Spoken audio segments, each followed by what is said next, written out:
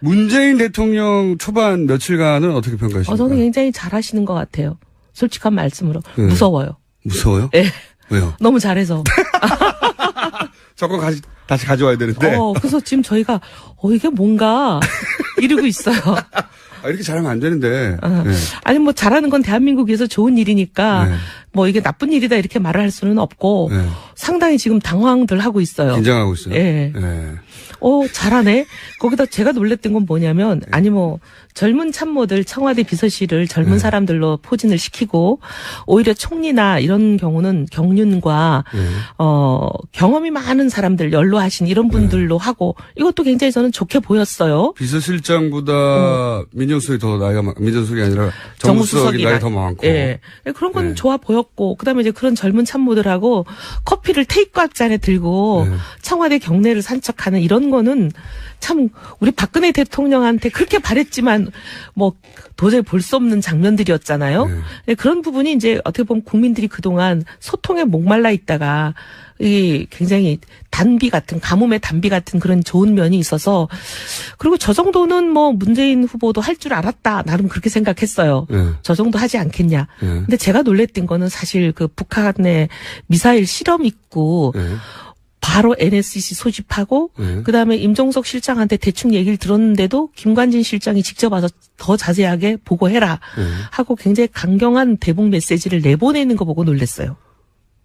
그건 놀랍지 않았는데, 저는. 아, 그래요? 근데 왜냐하면 보수들은 계속 그동안 문재인 대통령의 대북관에 대해서 온갖 얘기들을 많이 했잖아요. 북한 미사일 쐈는데 잘했어. 그러니까. 대통령이 당연히 근데 그거는 오히려 보수가 만든 프레임에 보수 스스로 빠진 것도 있는 것 같아요. 그래서 제가, 의외로 상당히 박수 받겠다. 그런 생각하면서. 그러면 안 되는데. 유승민 다음 기회가 있어야 되는데. 그러면 이런 건 어떻습니까? 최근에 나온 질문 중에, 그 뉴스 중에 청와대 거울방 얘기 나왔어요. 전 너무 놀랐어요. 호러 영화에 보면은 거울방들 나오지 않아요? 완전히 뭐 제가 이게 공포 영화 같기도 하고, 거울이 있으면 좀 무섭지 않나요? 저도 그게 뉴스가 좀 무서웠어요. 상상을 해보면. 저는 좀 약간의 뭐랄까, 오싹한다 그럴까?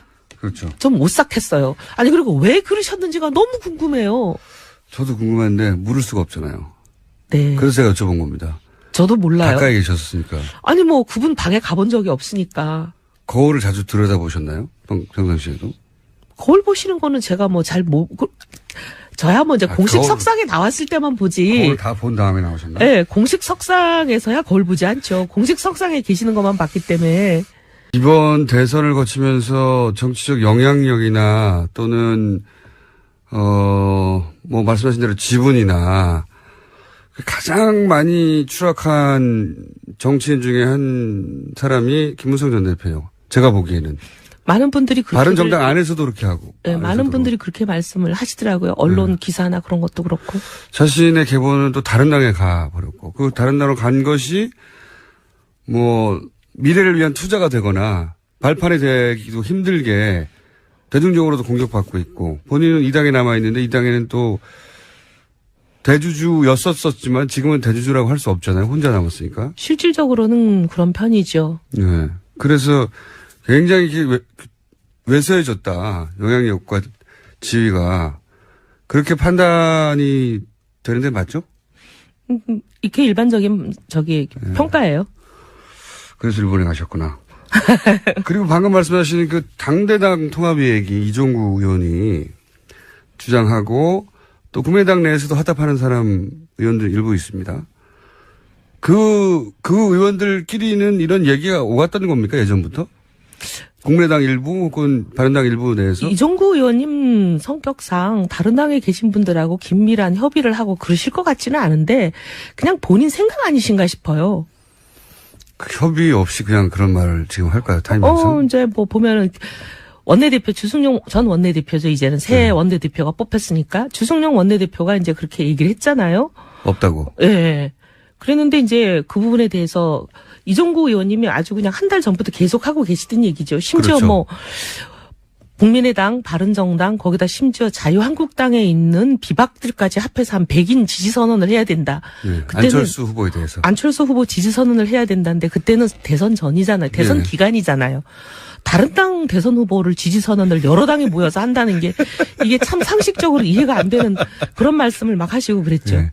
안철수 전 후보에 대한 어떤 호감도가 굉장히 높은가 봅니다. 개인적으로. 그렇게 이해해야 되나요? 아니면 뭐 다른 해석들도 있죠. 어떤 해석들이 있습니까? 이제 왜냐하면 호남 예. 지금 이제 대선 결과를 보니까 호남에서도 그렇게 선전하지 못했다 국민의당이 예. 이런 결과가 나왔지만 그 대선 전까지만 하더라도 호남 지역구 의원들 상당수가 국민의당에 있다 보니까 예.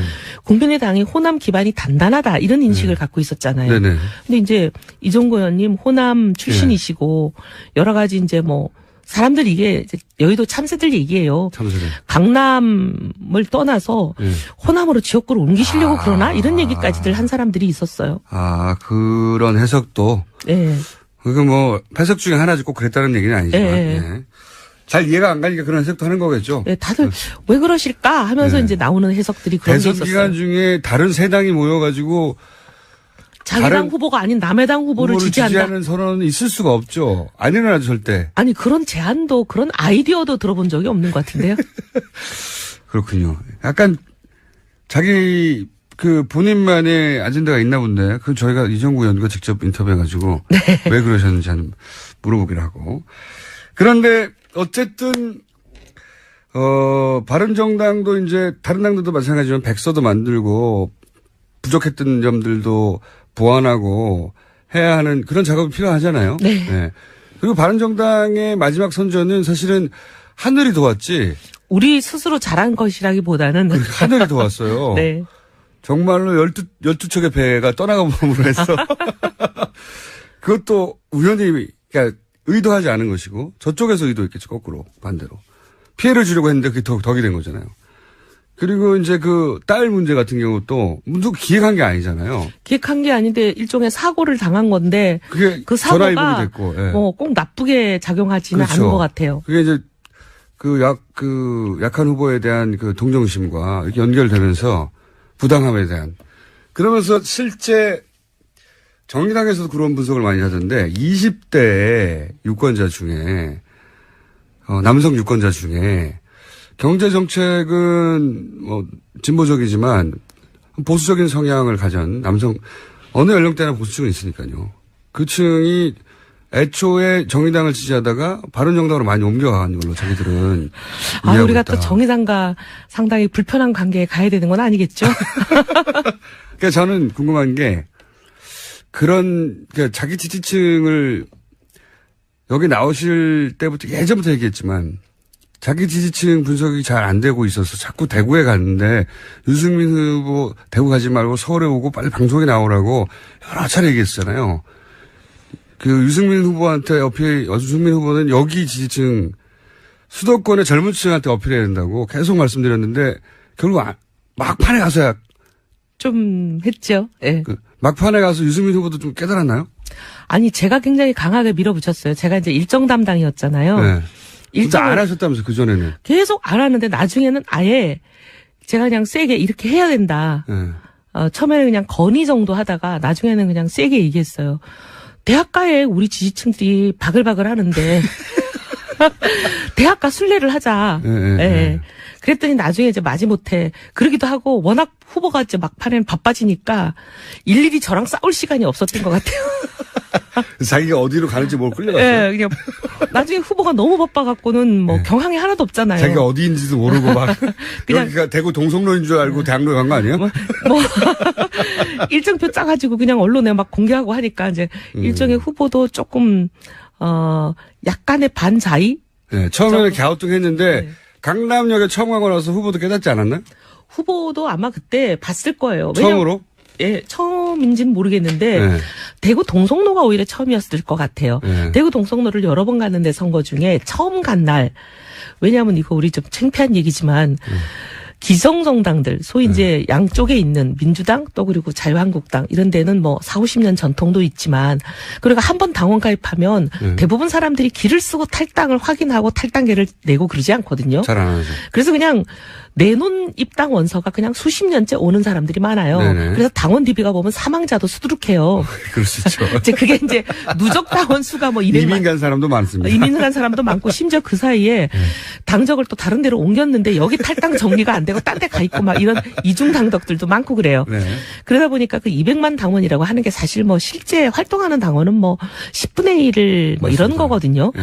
근데 이제 그런 어쨌든 간에 기성정당들은 그래도 동원할 사람이 있는 거잖아요. 예, 예. 그래서 우리가 그 정당에 연락처가 있었을 때, 있죠. 예. 그 정당에 있었을 때 이제 선거운동은 동원해요. 언제 어디까지 몇 시에 나와라. 뭐 그때 당시는 태극기 들고죠. 네. 지금은 이제 태극기 집회가 조금 이상하게 변질이 됐기 때문에 태극기 들고 나오시는 것 같지는 않은데 네.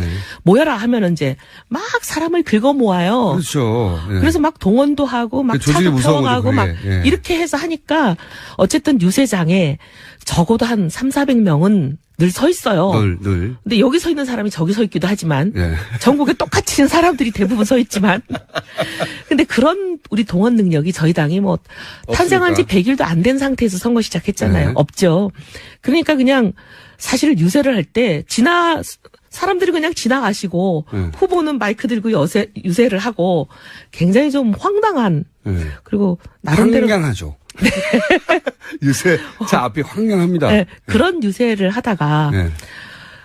그 동성로에 갔을 때 구름같이 막 사람이 몰려들고 젊은 애들이 와서 사진 찍자 그러고 사진 찍자는 바람에 밤 12시까지 거의 물도 못 드시고 서 계신 거 아니에요? 20대한테 어필한다는 걸 처음 알았군요, 그때. 그때 놀랬던 것 같아요. 예. 아, 뭐야. 아, 우리가 열심히 모을 필요 없이 이렇게 가만히 있어도 오는 그룹이 이 그룹들이구나. 예. 예. 그리고 서울에 와서도 강남역 앞에서도 강남역, 그 다음에 대학가들이 그래서 한양대, 뭐, 고대, 뭐, 어마어마했어요. 거기서 후보들이 놀랬죠, 후보가 참. 아, 후보가, 뭐, 놀랬단 말은 안 하는데, 분명히 놀랬을 거예요. 그렇겠죠. 예. 보통 전통적으로 보수 지지층이라는 게 이제 연령대도 좀 높고 사회 경험도 많고 뭐 50대 60대 이렇게만 생각해 오던 게 자유한국당의 패러다임이었고 보수 정치인들의 패러다임이었는데 새로운 보수층이 만들어지고 있거든요. 젊은 보수가 정치에 젊은 보수가 있다고는 생각했죠. 젊은데 보수가 없을 리가 없겠어요. 있죠. 물론 연세 드신 보수보다는 좀 숫자는 적어도 있기야 하겠지. 저희는 그렇게 생각했지만 많아요. 그런 그 젊은 보수를 뵌 적도 없고 그다음에 그런 젊은 보수는 대부분 소위 말하면 정치 행위에 개입을 안 한다라고 생각했어요. 그냥 현실에 무관하게 마음만 그러지 투표하러 잘 나오지도 않고. 근데 그 젊은 보수들은 전통적인 보수하고도 굉장히 달라요. 근데 이번에는 보니까 직접 행동하시더라고요. 그러니까 그 이념적 스펙트럼도 기존의 자유한국당이 이제 어필하던 포인트하고 다 다르고. 그러니까 네. 제가 보기에는 바른정당은 새로운 보수 지지층을 발견하고 공부하고 함께 가야 되는 상황이 됐다. 그러니까 엉뚱한 데 가서 때리고 있었다. 제가 몇 달째 얘기했는데 유승민 왜 안 나오는 겁니까? 끝까지. 근데 사실은 방송 이제 선거 끝났으니까 한번 불러주세요. 또 얘기해 볼게요. 네. 보니까 또 선거 끝나고 또 언론 일절 안 만나시는 것 같은데 한번 말씀드려 볼게요. 자. 젊은 사람들로 포진을 시키고 오히려 총리나 이런 경우는 경륜과 경험이 많은 사람들 연로하신 이런 분들로 하고 이것도 굉장히 저는 좋게 보였어요. 비서실장보다 민정수석이 더 나이가 민정수석이 아니라 정무수석이 나이가 더 많고. 예. 그런 건 좋아 보였고 그다음에 이제 그런 젊은 참모들하고 커피를 테이크아웃 잔에 들고 청와대 경내를 산책하는 이런 거는 참 우리 박근혜 대통령한테 그렇게 바랬지만 뭐 도저히 볼 수 없는 장면들이었잖아요. 그런 부분이 이제 어떻게 보면 국민들이 그동안 문재인 대통령 초반 며칠간은 어떻게 평가하십니까? 저는 굉장히 잘하시는 것 같아요. 솔직한 말씀으로. 무서워요. 무서워요? 예. 왜요? 너무 잘해서. 저거 다시 가져와야 되는데. 그래서 지금 저희가 이게 뭔가 이러고 있어요. 이렇게 잘하면 안 되는데. 아니 뭐 잘하는 건 대한민국에서 좋은 일이니까 뭐 이게 나쁜 일이다 이렇게 말을 할 수는 없고 상당히 지금 당황들 하고 있어요. 긴장하고 있어요. 예. 잘하네. 거기다 제가 놀랬던 건 뭐냐면, 아니 뭐, 젊은 참모들 청와대 비서실을 전 너무 놀랬어요. 호러 영화에 보면은 거울방들 나오지 않아요? 완전히 뭐, 제가 이게 공포영화 같기도 하고, 거울이 있으면 좀 무섭지 않나요? 저도 그게 뉴스가 좀 무서웠어요. 좀, 상상을 해보면. 저는 좀 약간의 뭐랄까, 오싹한다 그럴까? 그렇죠. 좀 오싹했어요. 아니, 그리고 왜 그러셨는지가 너무 궁금해요. 저도 궁금한데 물을 수가 없잖아요. 네. 그래서 제가 여쭤본 겁니다. 저도 몰라요. 가까이 계셨으니까. 아니, 뭐, 그분 방에 가본 적이 없으니까. 거울을 자주 들여다보시고. 그동안 문재인 대통령의 대북관에 대해서 온갖 얘기들을 많이 했잖아요. 북한 미사일 쐈는데 잘했어 보니까. 대통령이 당연히 근데 그거는 오히려 보수가 만든 프레임에 보수 스스로 빠진 것도 있는 것 같아요. 그래서 제가 의외로 상당히 박수 받겠다. 네. 그런 생각하면서. 그러면 안 되는데 유승민 다음 기회가 있어야 그러면 이런 건 어떻습니까? 최근에 나온 질문 중에 그 뉴스 중에 청와대 거울방 얘기 나왔어요. 통에 목말라 있다가 이 굉장히 단비 같은 가뭄의 단비 같은 그런 좋은 면이 있어서 그리고 저 정도는 뭐 문재인 후보도 할 줄 알았다 나름 그렇게 생각했어요. 네. 저 정도 하지 않겠냐. 네. 근데 제가 놀랬던 거는 사실 그 북한의 미사일 실험 있고 네. 바로 NSC 소집하고 그다음에 임종석 실장한테 대충 얘기를 들었는데도 김관진 실장이 직접 와서 더 자세하게 보고해라 하고 굉장히 강경한 대북 메시지를 내보내는 거 보고 놀랐어요. 그건 놀랍지 않았는데 저는. 아 그래요? 근데 왜냐하면 보수들은 계속